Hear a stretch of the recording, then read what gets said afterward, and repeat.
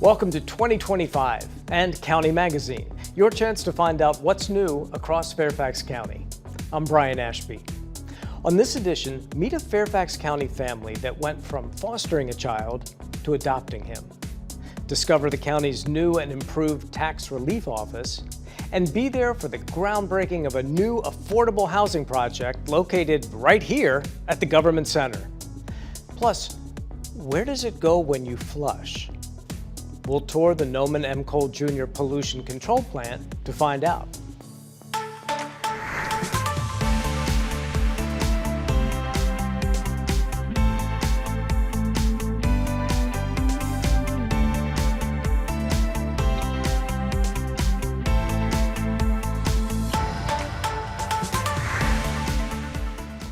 On County Magazine, we often talk about fostering and adopting children, because there are scores of children in need of their forever homes, and adoption is a top priority of our Department of Family Services.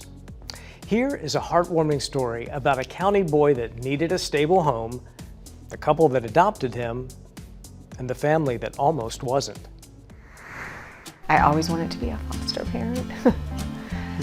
I love kids, and I love kids that need help. I'm a special ed teacher, so I'm used to helping kids who have lots of needs. So it's just something I always wanted to do. I just had to convince him. Yeah, it was never really on my radar. It was always something that I knew she was pretty much passionate about. And I just followed her, and following her has led me to the joy that we experience in our home right now.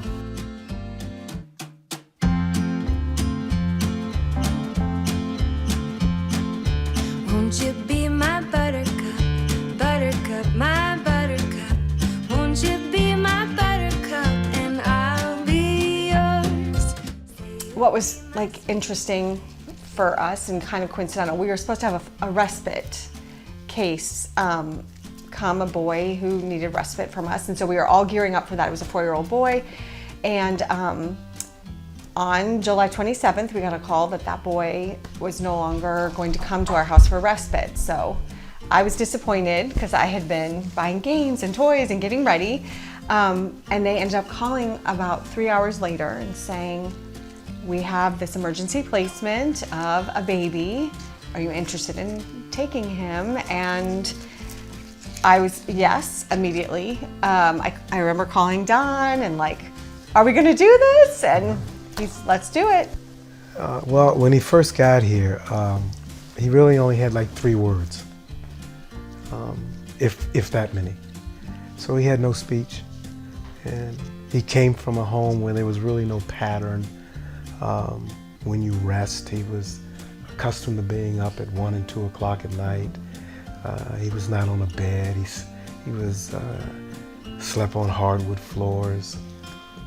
His environment, without going into too many details, was very, very unstructured, very difficult on so many levels. So he came from sub-zero and got to a level that was commensurate with his age in about 100 days. There were some areas where he was advanced his biological age, and some he was a little behind, but by and large, he caught up pretty quickly, which was really, really, really remarkable to see.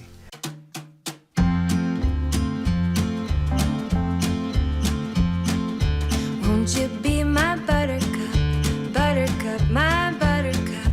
Won't you be my buttercup and I'll be yours?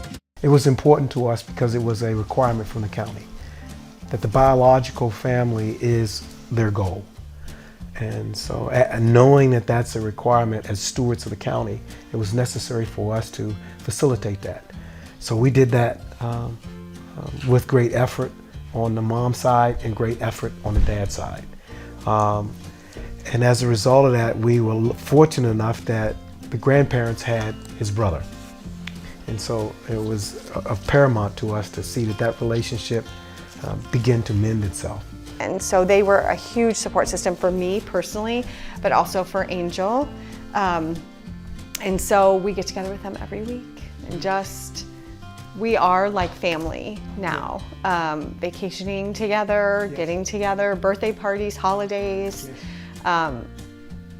It's been amazing. I mean, they've been a huge part of his journey and I will always be thankful to them for providing so much support and encouragement for all of us.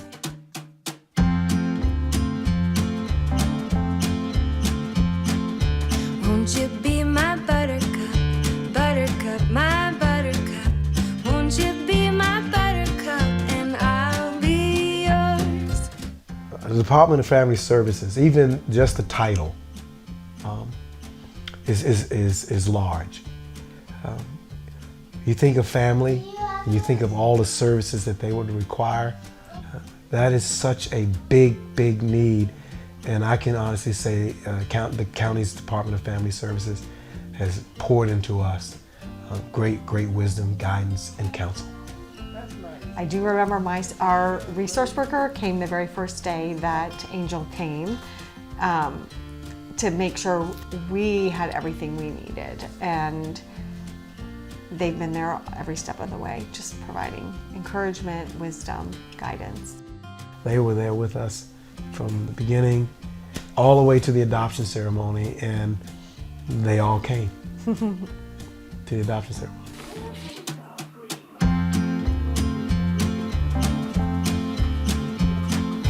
Won't you be my buttercup, buttercup, my buttercup? Won't you be my buttercup and I'll... The joy that this woman has been experiencing just warms my heart beyond words. And I'm excited to be called his dad for sure. But our family tried a number of ways to add family to our family. Unsuccessful. And there's always been something my wife always wanted, to hear the word mommy in the halls of our home. And we didn't come to fostering with that as a goal. Right. We came to fostering because we wanted to serve that community of kids that needed to be rescued. And we did that, and we were blessed with God answering a prayer of my wife and my family by granting us an opportunity to adopt a child that would in fact call her mommy and would call me daddy. And that's the greatest joy I get to live pretty much every day. I can't even identify all the joy. No. I mean, there's so many moments, from just having him hold my hand, right, or crossing a parking lot, to swinging, to tickles and bath time and reading time, and he just has a smile that lights up both of our lives. Won't you be my buttercup and I'll be yours? To paraphrase Ben Franklin, the only two certainties in life are death and taxes. Now, these days, the former might be preferable given the complexities involved in paying those taxes. Luckily, the Fairfax County Tax Administration has a convenient new tax relief and exemptions office to help smooth the way for the elderly and the disabled. Take a look.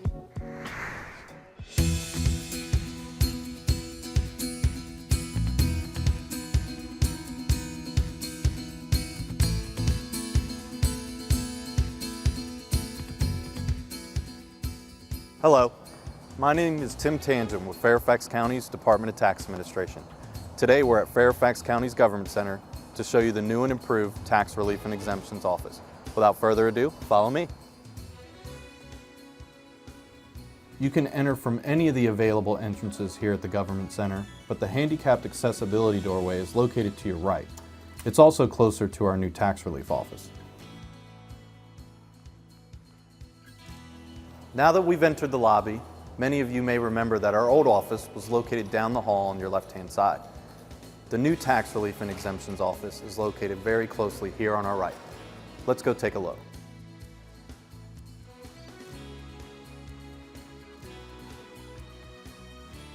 As you can see, the new office is located just a short distance from the front entrance.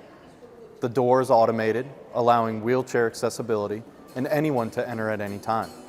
Let's go inside and take a look. All you have to do is wave your hand.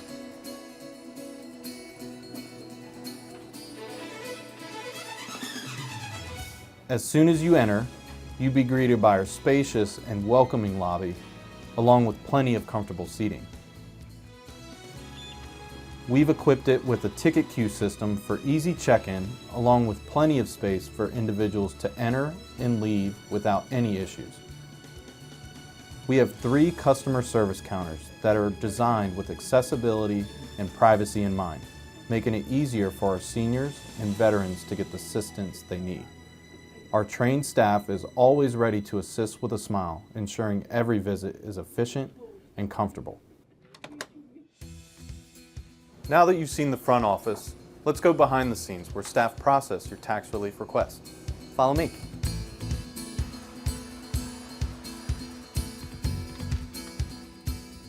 Behind every great customer's experience is a team of dedicated professionals working hard to make sure all your needs are met.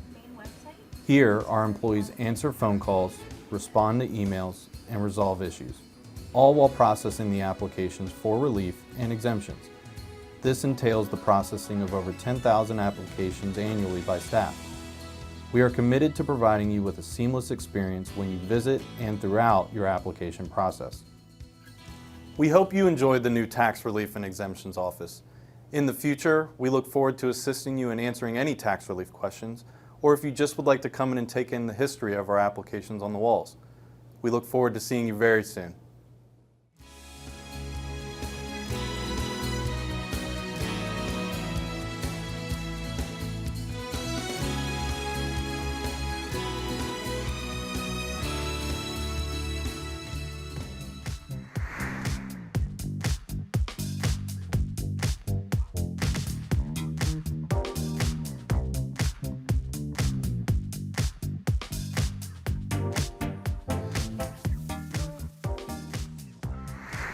Did you know healthy communities is an area of focus in Fairfax County? Visit our website and find out how the county is shaping the future of Fairfax to become a place where all people can attain their highest level of health and well-being.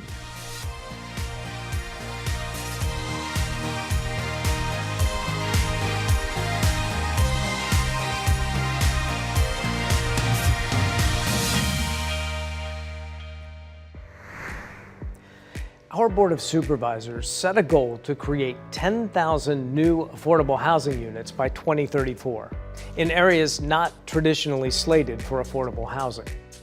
Case in point, the residences at Government Center. That's right, the board is putting its money where its mouth is by constructing affordable housing at the site of an underutilized parking lot right here at the Government Center. Here's more.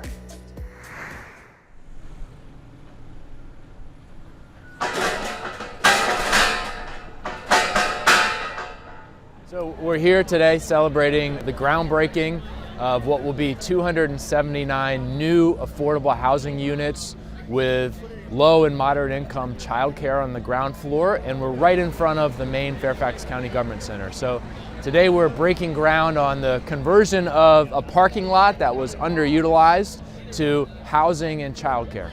This is just a tremendous day. My office is right back here in this building, and I have a front row view of what is happening out here and have seen the work already that is taking place. And so first, it is brave for anyone to do a development project on the grounds of the Government Center with all of us watching. But that bravery comes with a great reward, which is to be able to develop this piece of property into affordable housing for people for many, many decades to come by and see and to ask how that happened. Here we are, we're right here in a former parking lot of the Government Center, adding another 279 units, and this is just truly remarkable. What makes us really successful is not just a single agency or a single funding or a single funding stream or a person, but it's everybody together, it's a team. Fairfax County, we enjoy support from all areas, from industry, finance, government, nonprofit, development. And that's what will happen with this, because this is a real first. I'm not aware of anywhere else in Virginia, certainly, where a local government has decided to put affordable housing not around the corner, not in the back by the loading dock, but in the front yard, in the front of our government center, which I think speaks testaments to how we as a community feel about affordable housing. From today, the timeline to finish this development, we expect it to be summer of 2027, when we'll be able to deliver these 279 units in community center. I really think that the government center complex can be more than just government buildings and parking lots. I think this can be Fairfax County's next great place. Think of the faces of the people who will be able to live here in the heart of Fairfax County, on the front lawn of the seat of government, because we are proud to live in a community that serves people of all income levels. Very proud. The Noman M. Jr. Pollution Control Plant is an innovative and award-winning facility that tackles the complex job of converting our wastewater into water that is safe to send through our waterways and eventually to the Chesapeake Bay. Recently, the plant hosted an open house to show residents how it gets the job done, and our cameras were there. Check it out. At this point, we've removed, say, about 90% of the pollutants. By the time we get through there, we'll remove 98, 99% of the pollutants. So the Noman Coal Water Recycling Facility receives more than 40 million gallons a day of wastewater that comes in and is recycled and turned into reusable water. It's really important for the public to understand just how hard that is. It takes a lot of work to get that wastewater clean. It takes a lot of energy. It takes a lot of equipment and a lot of different people. We look at our pumps and we replace our aging pumps with more efficient pumps and more efficient aeration. We also look at process technology changes. And overall, the plant has been able to reduce its greenhouse gas footprint. That means less carbon emissions. We've reduced it by 25% since 2018. Normally, this place is so busy, we can't set aside these safe zones for the public, but today we've made a special effort to set aside a place where the public can come in and get to know us better and get hands-on experience with some of the work that's done here that turns your wastewater into clean water that discharges to the Pohick Bay and eventually to the Chesapeake Bay. And you can take a first-hand look at some of the giant infrastructure that's used to do that every day. And you can learn what you can do to help us keep the water clean. We have our trucks out for a touch-a-truck event. That means you can actually come and put hands on this giant equipment that we use to help keep the sewage flowing.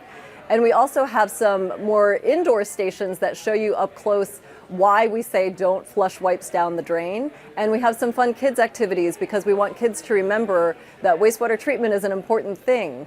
And then we also are giving you the opportunity for a plant tour where you can see some of this incredible infrastructure. This is one of the most advanced wastewater treatment plants in the country and also in the world. And you can get hands-on experience with that. And if you take the tunnel tour, you get to go underground and see what some of that infrastructure looks like from down below. So these bacteria are converting nutrients and other organic chemicals. I hope when people come here today, they see how much pride that Public Works takes in their public service that they do. And I hope they learn a little bit about their own responsibilities for what they put down the drain. Remember, only toilet paper goes in the toilet, wipes go in the trash, and keep your fats, oils, and greases separated as well. And then more than that, I hope they enjoy seeing the science and the technology that's gone into making their world a better place, and maybe they even want to be part of that. By taking responsibility for what you put down the drain, you help make our jobs easier and help us have a cleaner environment. Please visit our website at fairfaxcounty.gov and search on the word wastewater, and you'll learn all about the wastewater treatment and collection system, and you can search on jobs to become part of the very proud workforce of Fairfax County. Well, that's going to do it for this edition of County Magazine. Thanks for joining me. Let's start the new year by remembering that there are countless ways to get involved in your community and make Fairfax County an even better place to live, work, and play. I'm Brian Ashby, and we'll see you next time on County Magazine.